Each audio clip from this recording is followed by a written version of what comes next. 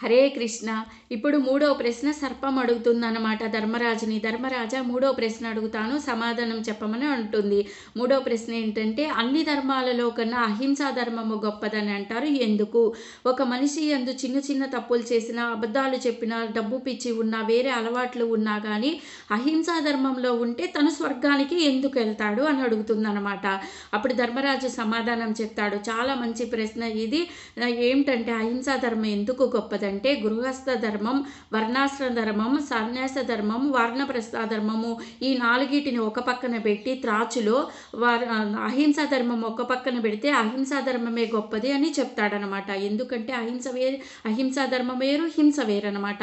అహింసా ధర్మం ఏంటంటే, ఒక మనిషి యందు మన వల్ల ఒకళ్ళ కంటి వెంట నీరు రాకూడదు, మన వల్ల ఒకళ్ళ మనసు నొచ్చుకోకుండా ఉండాలి, వాళ్ళ వల్ల ఒకళ్ళకి అపకారం చేయకుండా ఉంటే, ఈ అహింసా ధర్మంలో ఉంటే ఆ మనిషి శుద్ధ సత్వ గుణాన్ని పొంది స్వర్గానికి వెళ్తాడని చెప్తాడు. హింస ఏంటంటే, మన వల్ల ఒక జీవిని చంపి, మన వల్ల ఒక జీవి బాధపడి, ఈ భూమి మీద జీవుల్ని బాధపెట్టి, వేరే వాళ్ళని బాధించి, మన వల్ల వేరే వాళ్ళ కంటి వెంట నీరు వస్తే దీన్ని హింస అంటారనమాట అని ధర్మరాజు సర్పానికి చెప్తాడు. అన్ని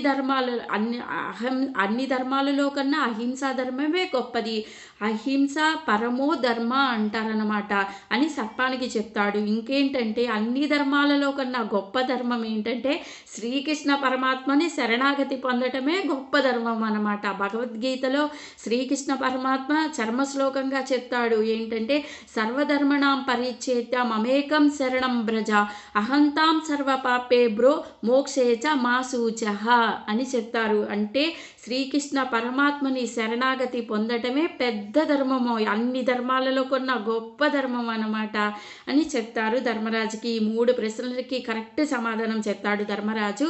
ఇప్పుడు శాప విమోచనం పొందుతాడు. ఎలా తర్వాత ఏం జరుగుతుందో నెక్స్ట్ వీడియోలో చెప్తాను. హరే కృష్ణ.